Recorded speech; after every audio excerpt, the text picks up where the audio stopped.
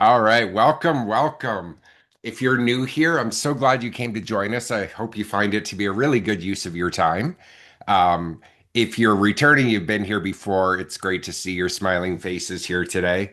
If you're watching on YouTube, make sure to comment, like, subscribe, and hit the notification bell for more videos on legal technology talk. So we are starting a new series this month. And when I say this month, that only means two sessions.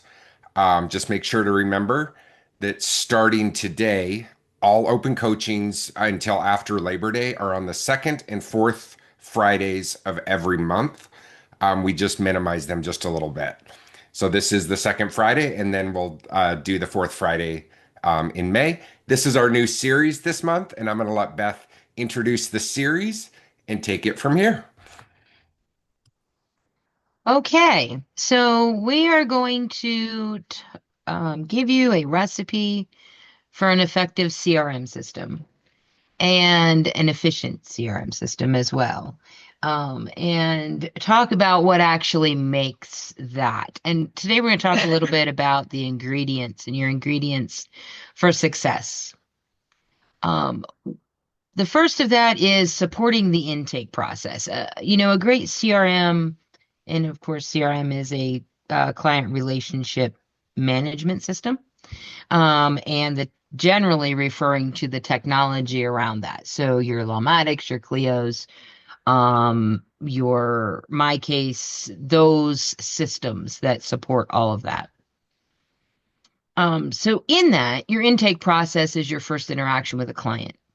And that needs to have some very important components. Having your internal form and being able to get that information in there quickly, efficiently, and accurately. So capturing all of that comprehensive client information. And this is your first interaction with a client. So really getting those and nailing those down is very important. The other part, well, not the other, but one of the parts of that is your intake form. Being able to have an intake form that is customizable. And using an intake form. So a lot of times what we see when we go in to fix things is that there isn't a comprehensible intake form. So people are clicking all over the place and oh, I got to remember to go put this information in. I got to remember to go put that information in. And that should not be the case. It should be a one-stop shop basically for you. So we're going to go through that a little bit. There should be scripts and directed questions for your intake staff.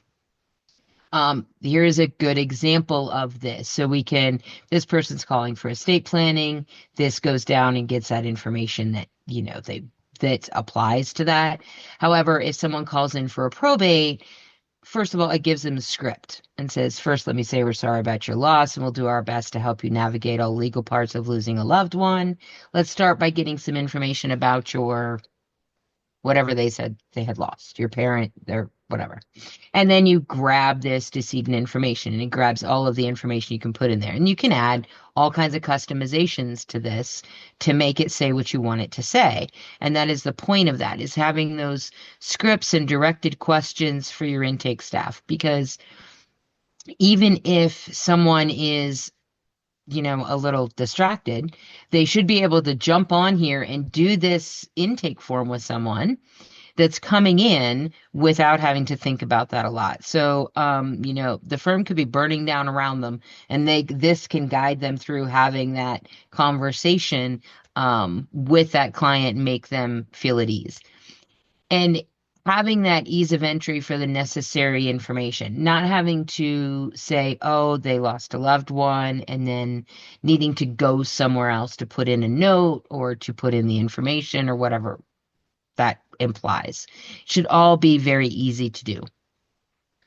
And there's a bonus to that. If it has some qualifying questions in the scripts. And one of those things being, let's just talk about a probate and say you don't do a contested probate. You put that question into the script so that you're asking that question going in And you know that information going in. And that those qualifying questions can be different for different practice areas and whatever else, but it should be built in there so you're grabbing that information and you're qualifying or disqualifying those potential clients right off the bat. The one thing you don't want is you don't want to get that potential client who's not qualified into the conference room taking up attorney time when that's a case you would never really take. So really, having that, building out that intake form to be able to do that is a big part of your CRM supporting your intake process. It should also easily integrate with your existing contact methods. Web forms, ebook downloads, workshop registrations, all those things that happen online and ways that people contact you online, that should be feeding directly into your CRM. And I hear people, I hear this all the time. They're like, yeah, we have a service that's promoting our workshops. Okay, how are they getting in your seat? Well, they're emailing us. And then you're having someone manually enter that. Let a computer do what a computer can do and get that into your CRM and let it just go in there automatically so that you don't have to be manually entering this information for them. It should be feeding in there. And your web forms, having your web forms with someone, you have a contact us on your website, that should be feeding right in there. And there should be a process to handle what happens when those get into there. And then the other part of that is it should have an automated and effective follow-up process. So having a follow-up process where you are, um, the CRM is driving that and the CRM is handling most of that for you, is very essential in using your system and how it should be working for you. There should also be automated reminders and notifications. It should be tracking your follow-up history, like how many times has this person been followed up with? What stage of this are there? What are we sending them? Like all of that should be able to be tracked in there instead of just dropping them in. And this is a mistake, and I'll go ahead and call it a mistake that a lot of people and a lot of firms that are setting this up on their own make. And so in this is our PCM flow. They'll come in, they'll drop into an intake, and then they'll go, oh, we're going to put them in follow up. Okay. So now they're dropped into follow up and they're like, we're following up with these people. And there's no like automation behind this. Like, how are you following up with these people? What are you following up for? Do you want to get them into a call? Do you want to get them into a workshop? Do you want to get them into a consultation? Like, what kind of follow-up are you doing? Are you just trying to connect with them? Because if you're just trying to connect with them, they filled out a contact form and you're trying to connect with them, that's a little different than you've gotten information, you're trying to get them into a meeting, and that they're qualified. So when you're driving through that, and I'll go to the last page here and our intake outcome. So if the intake outcome is, follow up, what kind of follow up are we doing? And then this should drive what you want. If you want to follow up with them to register them for a workshop, um, then they go into this intake follow up. Nobody's randomly making phone calls to these people. There is a specific process for that. They are getting emails, they're getting text messages, they're getting ways to register for that workshop ongoing. And if they are a phone, then that is built in there as a task for somebody to be making those phone calls. It's not random, it's just not a bucket that this is our follow up bucket. And you have to go into the matter and figure out what's going on to make that call to that person. It should be very ordered. And your automation should be clear and concise and easy to adjust. And let me tell you, when you are troubleshooting, and you will troubleshoot, no matter what, nothing is ever perfect. So you will need to troubleshoot. When you're troubleshooting, you will appreciate that they're clear and concise. A lot of times you'll see it's very easy to just go, oh, I'm just going to throw an automation in to do this, and then I'm going to throw an automation in to do that. And you'll go into a matter, and there was a simple intake done, and 20 automations ran. Well, something went wrong, and you have to figure out which one of those 20 automations caused that to happen. And that is a lot of troubleshooting, where if you have an automation that runs when you do an intake and it runs and does all of this stuff, now you know where to look. And you can go into that automation and say, oh, this is what ran. Here's where it did it. Now I need to go fix that. So really not letting them get out of hand, and keeping them kind of under control. And naming them so you know what they do. That's the other important part of this, is really being able to dive into those, and that one, they do automate your process, they do what you want it to do, and two, you can control it. Because it's great having all of these tools that do stuff for us, but if they get out of control, then that causes us more work, and we really don't want that to happen. The other part of it is the efficient appointment scheduling. Being able to use it really needs to integrate into your calendars, using the correct tools to be able to schedule things as they need. And so, um, if you're used to using another scheduling service. You're used to using, let's just use Calendly and Lawmatics. And Calendly is a great product, by the way. But let's use Calendly and Lawmatics. If you're like, oh, I like this better for this reason. It's easier for this person to use it. That's fine, but how much are you costing in your firm? So if they're using Calendly to schedule appointments, they're not being recorded properly in Lawmatics. You're losing your tracking in Lawmatics. And now you're out here causing someone else more work. And you don't really want to do that. It should also be able have the ability to do self-service. So when you're talking about self-service bookings for clients, we don't mean that you have a page out there on your website that people can go and schedule. Now we do, like we have that. You can go schedule meetings with us directly on our website, but you don't want just anybody to be able to do that. So dialing that in and having that where you can send a specific booking request to someone, and you can put that in automations. So if they come to a workshop, they now have the ability to schedule that consultation directly. And with it being able to be flexible and customizable enough that they have all of those options, and you can do that. And you can start small, because that's a scary thing for a lot of firms to do, is to start opening that up and letting people book on their own. But you have the ability to start small and build that out. And also your automated confirmations and reminders. It's sending out the confirmations, the information, and the reminders to people for those meetings. That will increase your show rates. That will increase all of that coming in.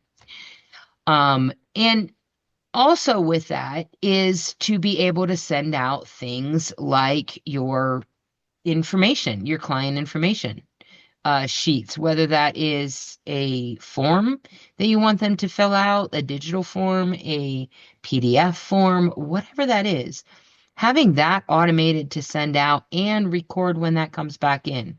That stops a lot of the digging around in information, and trying to figure out where everything's at on a daily basis. So that can save you a lot of time. And your CRM should be set up to be able to do that. Just a side note to that, I know there is a lot of people who have Lawmatics and Decision Vault and don't know that those can be linked together, so that when somebody completes that information can come back into Lawmatics, and it can stop or create tasks and do all kinds of things for you, automatically. So you're not tracking that down. So that is a very important link that is in there, that if you don't have that, that needs to be set up for you so that it makes your life a lot easier. Um, and the other thing that the CRM needs to have is it needs to be easy to use for staff. When things are difficult, it's easy to miss important things. Um, so if you have, let's just say that this is my system and I need somebody calls in and they register for a workshop. And I'm like, okay, hold on. And I don't have anything built out. All right, I'm gonna go make a contact and I'm gonna say that this is, uh Bob Smith, and I'm gonna grab his information. Then okay, now I'm gonna go to his contact and I'm gonna go, okay, now I need to create a matter for him. And I'm gonna fill this in. I'm gonna grab the practice area and I'm gonna oh he's gonna be on intake. And now I have his matter. And then I go, oh, I need to register him for a workshop. Okay, so over here, and this is painful. But just so you know, this is like really painful for me to do. So now I need to go over here to this and I need to go and register him for this workshop. So now I need to add him in here. So now I need to add Bob Smith into this, which he hasn't popped through all the way yet, so he's not going to get added. I need to add him in there. And now after I get him added in here, now, oh wait, I need to go back to his matter. So now I need to go back to his matter and I need to say that he is registered for a workshop. So now I need to move him over here to workshop. Yeah, I want to change that stage. I need to go into details and I need to add some information. You see how painful that is? That's horrible. That drives me nuts. And I just want to click on this form and go back here. and I want to go back here and go down here and can I register for your workshop is yes. And I click the workshop and it does that for me. Like it should be that simple. You shouldn't be clicking all over the place and going to 20 different pages to be able to get your stuff in there. Um, so really, you want to make sure that nobody misses that because in the middle of doing that for Bob Smith, if John had walked in and said, "Hey, I got something really important," that would have taken my focus off of that, and then I'd been like, "Okay, now where was I? Did I get all that in there? Which page was I on? Which of the 20 pages did I miss? I'm not going to know that." And then the data's not going to be in there, and maybe he's not going to get things that he should. All of those things can happen. And that's normal life in an office. Those things happen all the time. And so you really want to make sure that it's easy for staff to use and make sure it's easy for information to get in there. And it should be intuitive. Um, all of my running all over Lawmatics to put that in was not intuitive. Like it wasn't. It was scattered and all over the place. Where when you have a good form like this, it is all in one spot. So if I'm doing this, how did you hear about us? What are you calling us for? Are you calling for us or someone else? Let's get this information. Can I register you for a workshop? Can I schedule you into a consultation? Like it should flow down through like your conversation. Yeah. And it should be intuitive. That's how your conversation should go.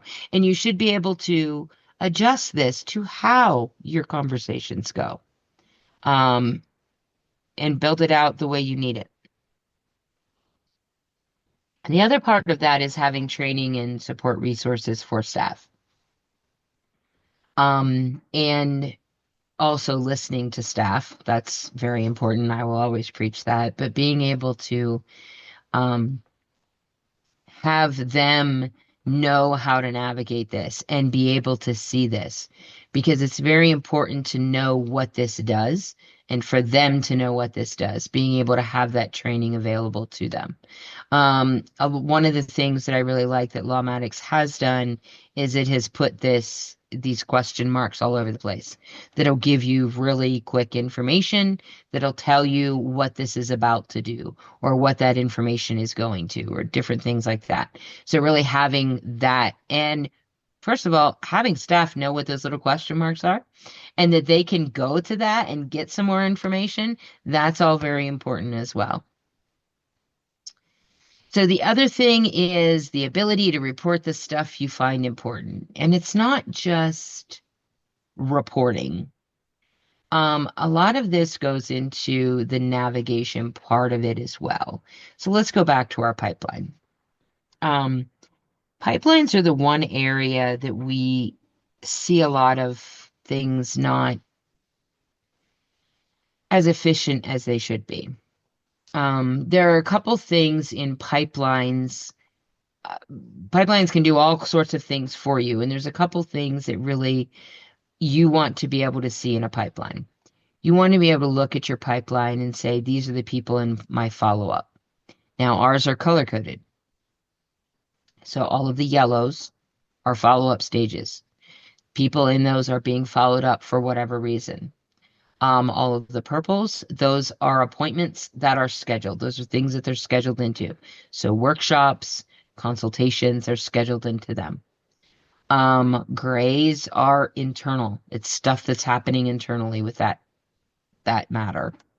Um, and being able to quickly look at a pipeline and go, oh, right now I have 55 people scheduled for into workshops, and I have 8 scheduled into consultations.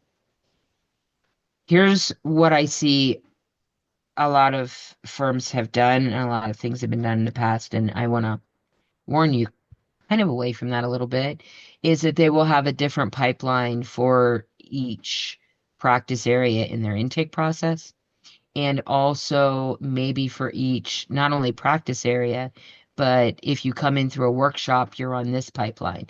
And if you come into a phone call, you're on this pipeline. So if the attorney calls you and says, hey, how many consultations do we have scheduled in the future? Well, if you have to go to 3 different pipelines to figure that out, that's time wasted. And it's easy for things to get lost and all of that. Where if they're all in one, it's very easy to go, oh, we have 8 scheduled out in the future. And our total, value of those is $24,000. Quick, simple, able, easy to do this.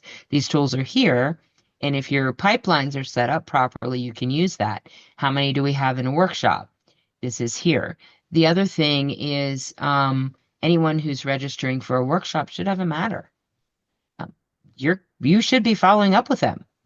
Like they said they wanted to come see you, and whether they did or not, that should be a follow-up process. They shouldn't just be in there as a contact and, oh, if they don't show up, we're just gonna put them on our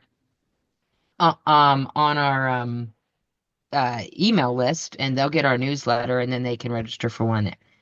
No, they made a conscious effort and registered for a workshop. You're gonna follow up with them, unless they tell you not to. Of course. So yeah, being able to drill into this and being able to look at this is very important. Now, what happens when someone comes to a workshop and we follow up with them and then nothing happens to them? They don't respond to us. They don't schedule a consultation. They just go radio silent. Well, they should be put into some type of long-term nurture thing. However, when you're looking at your PCMs and you're looking at all of your potential new clients, that they're no longer, well, they are a potential new client, but they're not as important, I will say, as someone who is in this part. They've just attended a workshop. We are actively following up with them for that and everything else. But you don't want to lose them. So being able to put them into a loss stage where there's a no response after a workshop. Now you have all of the people that are in here that are no response after workshop that you can set up your long-term drip campaigns for. Set those up for a year-long campaign to come back in and do things. But you're able to target that better. A lot of times, excuse me.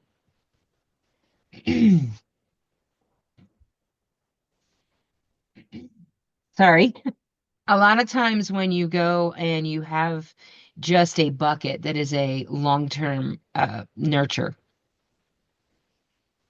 what is going on in that long-term nurture?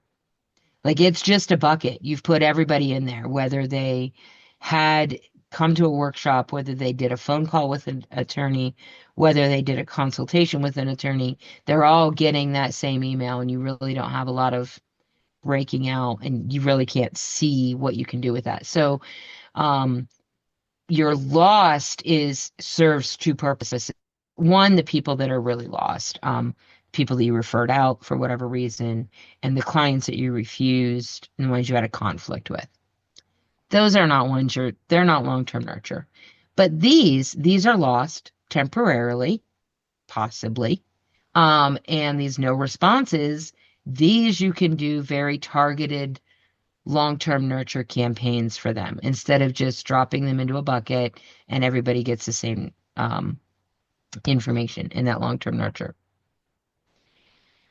And then your reporting part, being able to have customizable dashboards and being able to pull in information and look at the information that is important to you. So we've talked a lot about what information that is, and we'll talk about that again. Um, that is one thing that we will continue to preach about what information is really important and what you should be looking at. But the thing is that your reporting should be so much more than just reporting. Your reporting should have a lot of options in it to use it for what you need it to do.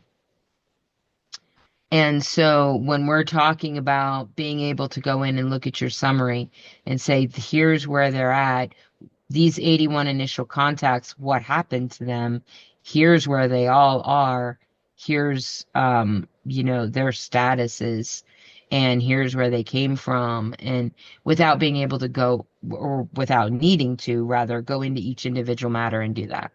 So it should be very intuitive to what you need to look at, and you should be able to analyze that data and dig into that stuff directly from your reporting and all of that. In Lawmatics itself, on the main dashboard, they do have a lot of that. So you have your marketing channels here. You can see all this information. And in a lot of the other reports that are in here as well, from your analytics, your marketing analytics. But sometimes we want to see more than just what is in here. We want to see more of beyond the marketing stuff and really having the flexibility to pull that reporting out of there is key to having a good CRM. One of the things is being able to use custom reports and have those sent to you. We use a lot of custom reports. Being able to have like a consultation results report that says what came out of all of the consultations this week. Email that to me every Friday afternoon. I want to know everything that happened with consultations that happened this week. It's a way to keep your finger on the pulse of what is going on without needing to remember to go in there and dig it up. Because I'll tell you this, when it emails me a report on Friday afternoon, and I'm like, oh, I'll go in there and look at that, I'm grabbing that information. If I have to remember part of my Friday afternoon routine is to go in there and pull up that report and look at it, eh. Um, if I'm busy and I want to get out of here for the weekend, I'm not going to do it. And after a couple weeks of not doing it, now I'm in a habit of not doing it. And that is really, you don't want to do that. And this can really help with that, to be able to send those to you. And the ability to track KPIs and measure successes in there. And like I said, this comes back to this consultation results. Being able to dial things in by person, being able to look at things like in your report, your CSC conversion rates, like how are each individual CSCs doing? Why is one struggling? How can we help that person? This person's doing great. Can they help the other ones and give them tips? Like being able to do that along with, you know, being able to send bonuses based on this. All of those types of things can be tied in, and you're gathering that information as you go in your CRM. The one thing that I really want to caution about is that in your CRM itself, when you're looking at like these conversion numbers and stuff like this, it shouldn't be, I need to go enter this information to get this information. Now, what I mean by that is it should be part of the normal stuff. No one needs to mark specifics on anything to get this data out. It's who is the assigned client service coordinator to the matter. That's the only thing that happens. The regularly happening workshop registrations, consultation schedules, conversions, automations that move them into no response and referred out and not interested. Like all of those things should be happening in the system and you track it.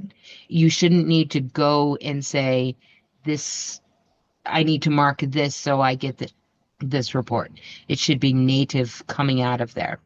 And that is really, really important in the setup because using forms and having that stuff filled in on a form, and we'll go back to this. If instead I say this person was referred out, who were they referred to and why were they referred out? And now I'm going, the client service coordinator is me. I'm the person that took this phone call. Um, and here is what I did with this person. Now that is information that's in there. I shouldn't have to create a matter and then go in there and fill in a whole bunch of data just so I can get reporting back out of it because that's the first thing to go. When you get busy and you get all of this stuff, your focus is client. So you want to be servicing the client. You want to make sure the client gets what they need. So when your phone's ringing and your emails are blowing up, the first thing to go is, well, that just affects my reporting. And you don't want that. You want it all built in so you can drag all of that into one spot together and get your KPIs and things like that. Um, so the big part of this is really being able to have a workable system that is easy to use and being able to use parts of the system that make it more easy to use for everyone and also gather the correct information.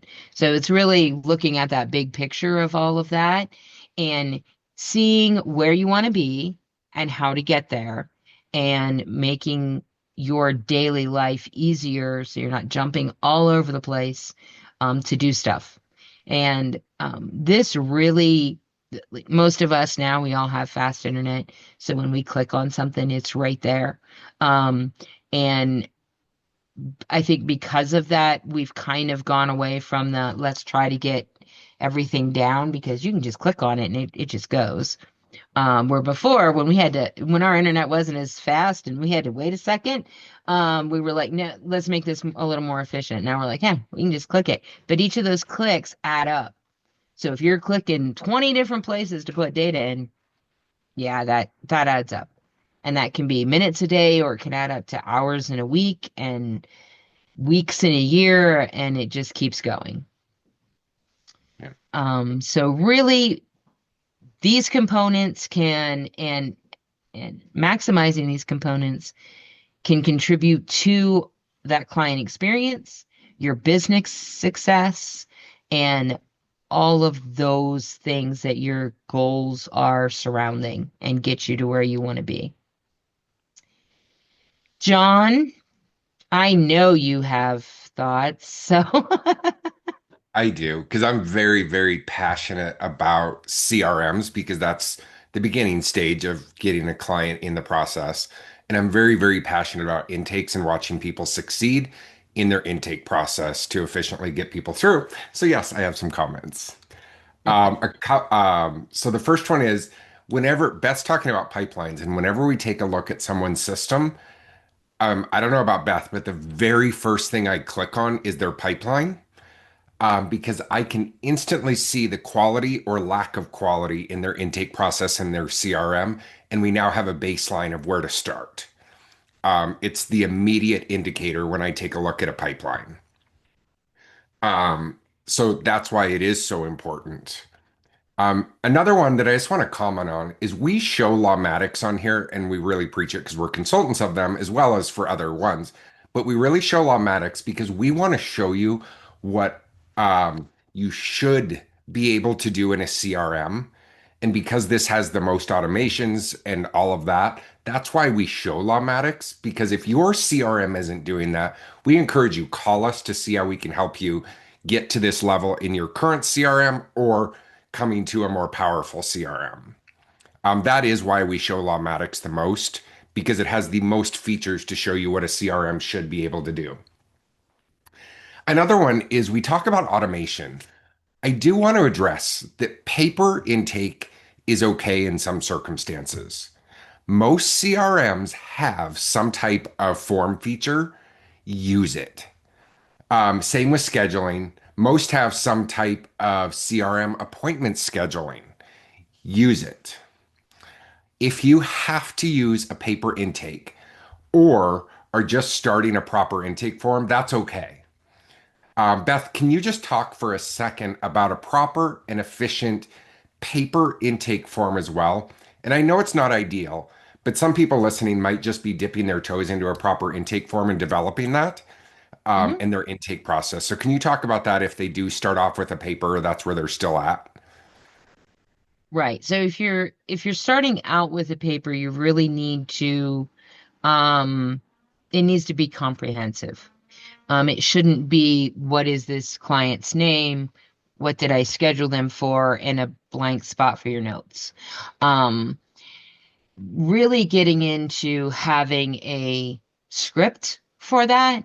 Um, when we're in here, it's very easy to go, oh, they're calling about a probate. Here's what I say, and this is what I do. But your paper form should be that way too. There should be different sections for your different areas of law. So you're gathering that information. And sorry, I don't have a real good example of that I'm in trying to paper. find one, Beth. Yeah. I'll see Um, if I can. but really being able to duplicate kind of what we're doing here so that make sure you're gathering all of that information. And also, don't get stuck in this is our paper intake, this is going to be like this forever. It's not, because if there's more qualifying questions that you want to add, you're going to add them in. Maybe there's another piece of information that the attorney's like, we need to get that before they come in the door. That, like, you may be adding that in. So, my advice is if you're doing intake forms, don't go print 5,000 of them um, because it can be changed and changed and updated as you go. So that's really how you handle that, and then keep using that. So a lot of times we will take firms and we'll put them onto a paper form. Sorry, first. Too many F's in that sentence. Put them onto a paper form first and have them put that in there, use that, have them enter that into Lawmatics, and then be able to move them over to that transition into an electronic one is a lot more easy, is what I'm trying to say. And there Yeah. you go, John. That is our intake form. Yeah. And you can see how detailed it is by service. Getting exactly what you need per service. And even on just estate planning, initial meeting or vision meeting, we were LWP back then, Lawyers of Purpose. And if they want to register for a workshop and checking off things, telling you, guiding you through like a workflow on paper. So the conversation is still guided. Yep. So, And that okay. is a So very good another, example of that. yeah. And we spent a lot of time building that when Beth and I worked at the estate planning law firm. Another thing is texting capabilities. We talk a lot about emails and phone calls. Most modern CRMs can do texting somehow. Use it. If it doesn't, call us and there are ways to do it. Um, the statistics are about a 60% difference, 70% difference in open rate from emails. They're about 20 to 21% open rate. Texts are about 90 to 92%, I believe was the last number I read. Texting is always the way to go. Emails with it is fine, but if you're not texting, you really need to just modernize your firm a little bit and offer texting. Um, My takeaway, and I have a couple after this, they're in a weird order, is that intakes in your CRM should be, like you said, Beth, a one-stop shop. It's filling out fields for later use, but they're all in front of you immediately in a logical order for the exact thing you're doing at that moment. Nothing else is in a distraction or being a distraction to what you're doing. It's right there. Um, Goal is to always send a qualified lead on a silver platter into the conference room consultation meeting. No more wasted times for whoever is doing those consultations. The proper CRM and intake will help you qualify those leads so you're not sending unqualified people into the conference room. It's a waste of the firm's time, it's a waste of the attorney's time or whoever's doing the consultation when somebody else could be in there. Or if that slot isn't filled, they could be reviewing drafts or things like that. It's not a good use of time. And it's not a good use of time for the potential client. Because if you can't help them and you would have qualified them properly, maybe they could go to the state bar to find maybe a low income attorney or a free will with the state or something like that. It's not being a service to them. All they're doing, if somebody maybe is a little lower income, it could be embarrassing for them to have to say, I can't afford that. Or it's not a good situation for anybody.